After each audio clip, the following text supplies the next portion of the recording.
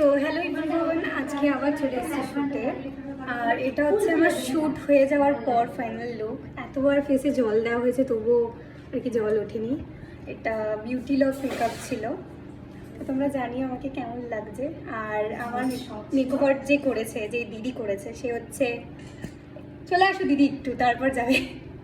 এখন ফটোশ্যুট করছে দিদির সাথে, ফার্স্ট টাইম শ্যুট। খুব ভালো লাগলো শ্যুট করে। ভালো, আমারও লেগেছিল, মানে আমার ওকে ইনস্টাগ্রামে ভিডিও দেখে একটু ভেবেছিলাম যে খুব ঘ্যাম হবে, কথা বলবে কিনা, একটু ভয় ছিলাম, ফার্স্ট টাইম সাজাচ্ছি তো, কিন্তু খুব ভালো, খুব তুমিও খুব ভালো। Thank you.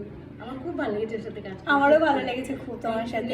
আবার পরে নেক্সট মান্থেই আবার করবো। একদম একদম।